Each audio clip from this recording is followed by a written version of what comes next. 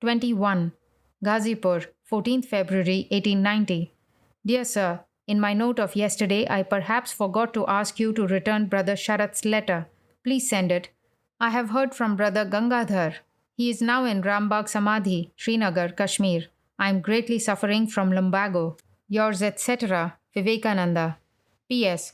Rakhal and Subodh have come to Vrindavan after visiting Omkar, Girnar, Abu, Bombay, and Dwarka.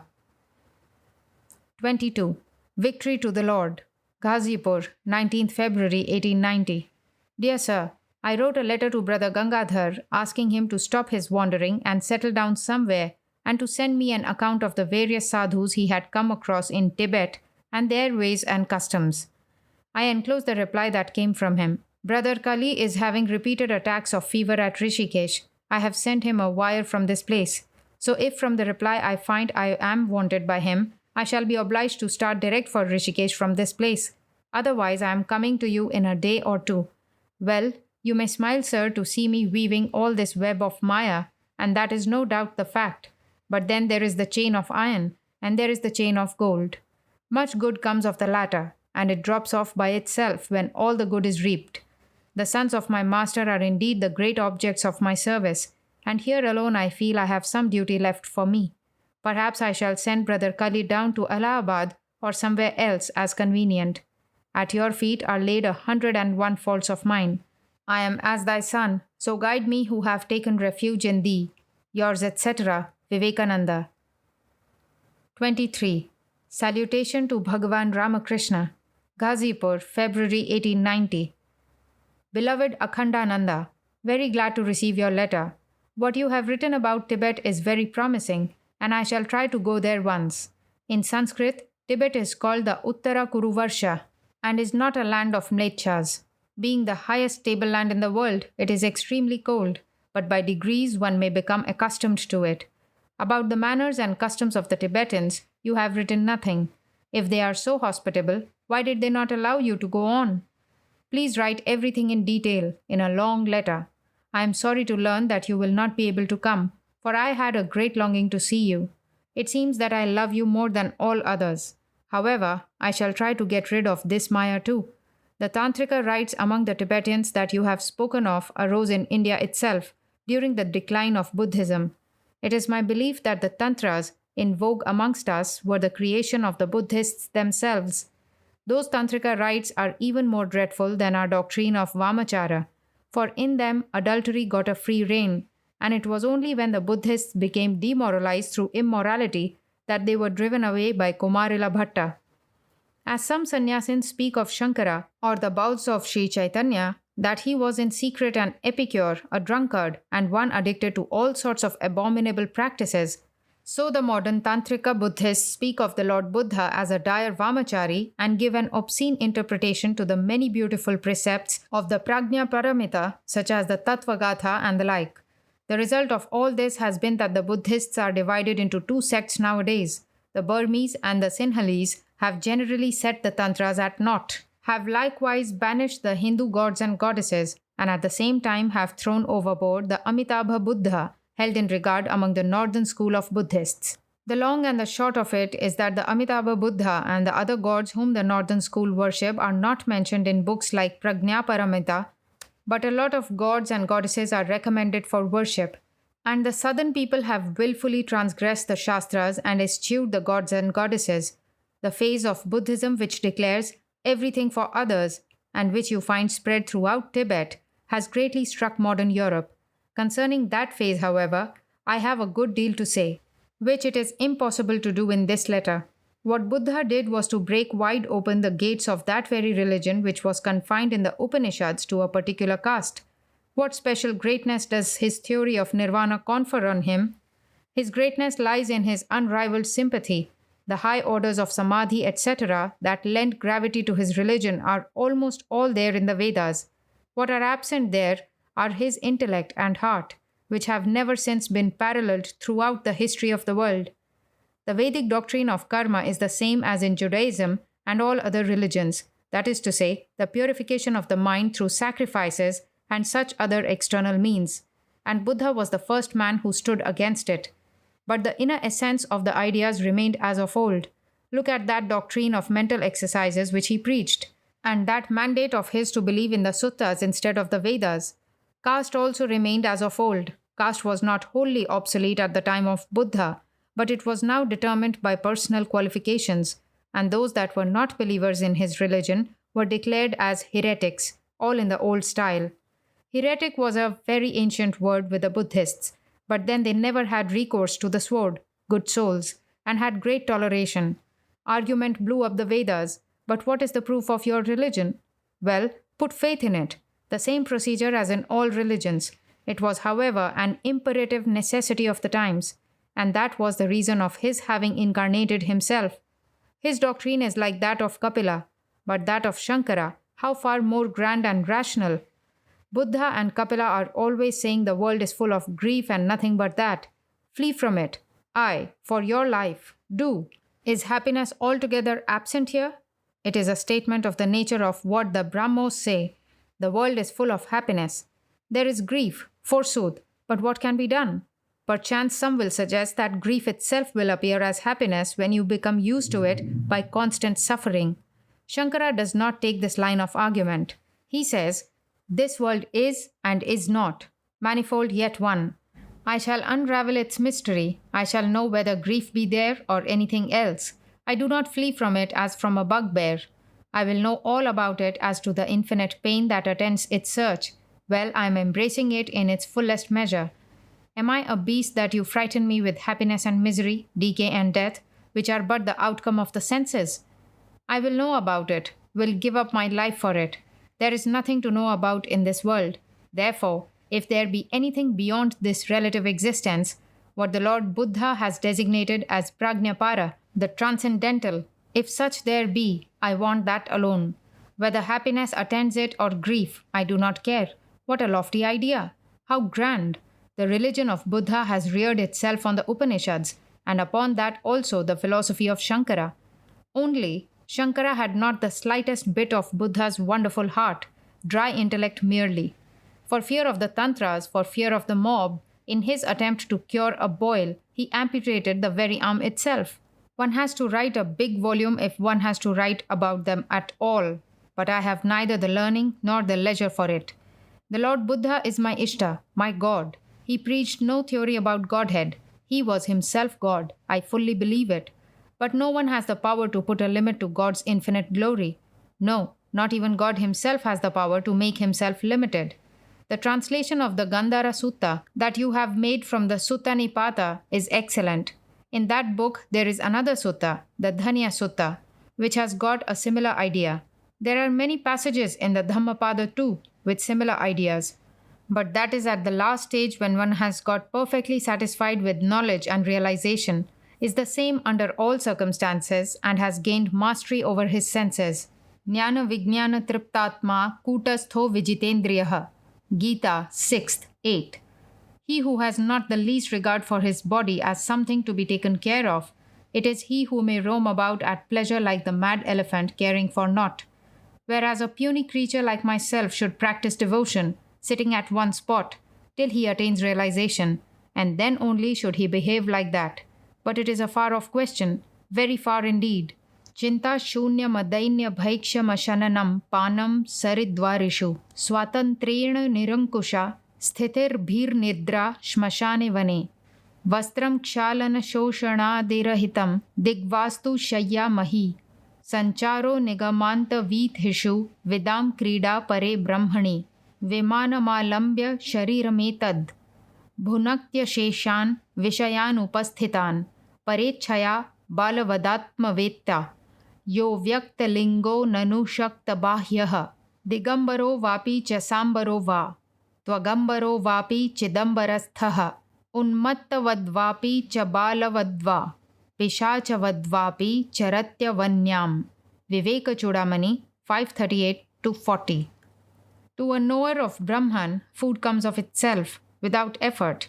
He drinks wherever he gets it. He roams at pleasure everywhere. He is fearless, sleeps sometimes in the forest, sometimes in a crematorium, and treads the path which the Vedas have taken, but whose end they have not seen. His body is like the sky, and he is guided, like a child, by others' wishes. He is sometimes naked, sometimes in gorgeous clothes, and at times has only jnana as his clothing. He behaves sometimes like a child, sometimes like a madman, and at other times again like a ghoul, indifferent to cleanliness. I pray to the holy feet of our Guru that you may have that state, and you may wander like the rhinoceros. Yours, etc., Vivekananda. 24. Victory to the Lord, Ghazipur, 25th February 1890. Dear Sir, the lumbago is giving a good deal of trouble, or else I would have already sought to come to you. The mind does not find rest here any longer. It is 3 days since I came away from Babaji's place, but he inquires of me kindly almost every day. As soon as the lumbago is a little better, I bid goodbye to Babaji. Countless greetings to you. Yours, etc., Vivekananda. 25. Victory to the Lord, Ghazipur, 3rd March 1890. Dear Sir, your kind letter comes to hand just now. You know not, sir, I am a very soft-natured man in spite of the stern Vedantic views I hold. And this proves to be my undoing. At the slightest touch I give myself away, for howsoever I may try to think only of my own good, I slip off in spite of myself to think of other people's interests. This time it was with a very stern resolve that I set out to pursue my own good, but I had to run off at the news of the illness of a brother at Allahabad. And now comes this news from Rishikesh, and my mind has run off with me there. I have wired to Sharath, but no reply yet. A nice place indeed to delay even telegrams so much. The lumbago obstinately refuses to leave me, and the pain is very great. For the last few days I haven't been able to go to see Pavhariji, but out of his kindness he sends every day for my report. But now I see the whole matter is inverted in its bearings. While I myself have come, a beggar at his door, he turns round and wants to learn of me. This saint perhaps is not yet perfected. Too much of rites, vows, observances, and too much of self-concealment. The ocean in its fullness cannot be contained within its shores, I am sure. So it is not good. I have decided not to disturb this sadhu, holy man, for nothing, and very soon I shall ask leave of him to go. No help, you see. Providence has dealt me my death to make me so tender. Babaji does not let me off, and Gagan Babu, whom probably you know, an upright, pious, and kind-hearted man, does not let me off. If the wire in reply requires my leaving this place, I go. If not, I am coming to you at Varanasi in a few days. I am not going to let you off. I must take you to Rishikesh. No excuse or objections will do. What are you saying about difficulties there of keeping clean? Lack of water in the hills or lack of room? Tirthas, places of pilgrimage, and sannyasins of the Kali Yuga, you know what they are. Spend money and the owners of temples will fling away the installed god to make room for you. So no anxiety about a resting place. No trouble to face there, I say. The summer heat has set in there now, I believe, though not that degree of it as you find at Varanasi. So much the better. Always the nights are quite cool there, from which good sleep is almost a certainty. Why do you get frightened so much? I stand guarantee that you shall return home safe, and that you shall have no trouble anywhere. It is my experience that in this British realm, no fakir or householder gets into any trouble. Is it a mere idle fancy of mine that between us there is some connection from previous birth? Just see how one letter from you sweeps away all my resolution, and I bend my steps towards Varanasi, leaving all matters behind. I have written again to Brother Gangadhar, and have asked him this time to return to the mutt. If he comes, he will meet you. How is the climate at Varanasi now? By my stay here, I have been cured of all other symptoms of malaria. Only the pain in the loins makes me frantic. Day and night it is aching and chafes me very much. I know not how I shall climb up the hills. I find wonderful endurance in Babaji, and that's why I am begging something of him, but no inkling of the mood to give, only receiving and receiving. So I also fly off. Yours, etc., Vivekananda. P.S. To no big person am I going any longer. Remain, O mind, within yourself. Go not to anybody else's door. Whatever you seek, you shall obtain sitting at your ease. Only seek for it in the privacy of your heart. There is the supreme treasure, the philosopher's stone, and he can give whatever you ask for countless gems, O mind, lie strewn about the portals of his abode. He is the wishing stone that confers boons at the mere thought. Thus says the poet Kamalakanta. So now the great conclusion is that Ramakrishna has no peer. Nowhere else in this world exists that unprecedented perfection, that wonderful kindness for all that does not stop to justify itself, that intense sympathy for man in bondage. Either he must be the avatara as he himself used to say, or else the ever perfected divine man whom the Vedanta speaks of as the free one who assumes a body for the good of humanity. This is my conviction, sure and certain, and the worship of such a divine man has been referred to by Patanjali in the aphorism, or the goal may be attained by meditating on a saint. Never during his life did he refuse a single prayer of mine. Millions of offenses has he forgiven me. Such great love even my parents never had for me. There is no poetry, no exaggeration in all this. It is the bare truth, and every disciple of his knows it. In times of great danger, great temptation, I wept in extreme agony with the prayer, "O God, do save me." But no response came from anybody. But this wonderful saint, or avatara, or anything else he may be, came to know of all my affliction through his powers of insight into human hearts and lifted it off, in spite of my desire to the contrary, after getting me brought to his presence. If the soul be deathless, and so, if he still lives, I pray to him again and again, "O Bhagavan Ramakrishna, thou infinite ocean of mercy and my only refuge, do graciously fulfill the desires of my esteemed friend, who is every inch a great man. May he impart to you all good, he whom alone I have found in this world to be like an ocean of unconditioned mercy. Shantihi, Shantihi, Shantihi." Please send a prompt reply. Yours, etc., Vivekananda. 26. Victory to God. Ghazipur, 8th March 1890. Dear Sir, your note duly reached me, and so I too shall be off to Prayag. Please write to inform where you mean to put up while there.